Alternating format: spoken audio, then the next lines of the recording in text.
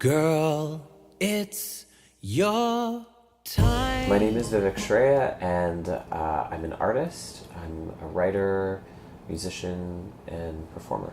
My first love is music, and that's where my artistic path began. I started singing songs in my religious organization that I used to attend. It was also there that I started writing my first songs. I just loved the way that music could convey not only sort of like teenage angst, of course, growing up, queer and brown in Edmonton, music also allowed me to express a kind of loneliness and isolation that I couldn't quite convey outside of that. I moved to Toronto and I tried to make a career in music. The impossibility of trying to create a music career that forced me to spread out into other mediums. And so I think about 8 years into my music career, I needed to take a step back, I needed to take a break, and I ended up writing my first book. I was still making music and simultaneously writing books. So I wrote a novel after that was about challenging biphobia, a book of poetry called Even This Page is White, and then also a children's book called The Boy and the Bindi. And then most recently, thinking again about music and thinking about what it would mean to return to music in a more formal way.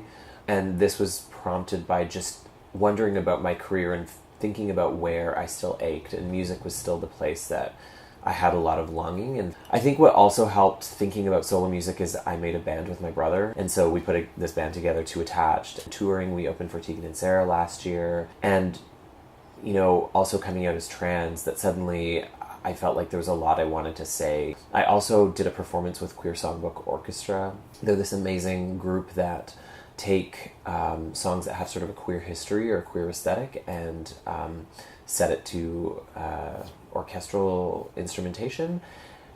And basically what happened is we, after performing with them, I approached them about doing an album together. So ended up going into the studio this year and recording Part-Time Woman. I think it was highly influenced by my years as a writer, because it was the first time that I wanted to introduce a politic into music. I've certainly experienced all kinds of systemic barriers as an artist, which has made the journey quite challenging at times, and I constantly reevaluate why I do what I do. What drives me is a couple things. I think one, to be honest, I struggle with mental health issues, and having a project, knowing that this is what I'm working on, this is what I care about, it sets me at ease, it gives me peace, it gives me a sense of direction. I think one of the strange results of daily homophobia and genderphobia in junior high and high school is that I never thought I was going to live past 16, and so every year past 16 has felt a bit like a blessing. And so I've always lived my life with a bit of urgency, because I think a lot about my mortality and I think a lot about dying.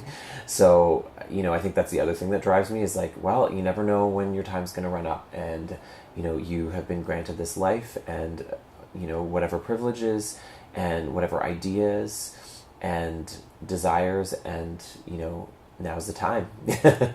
I've really tried to think long game, in terms of an art practice and art career.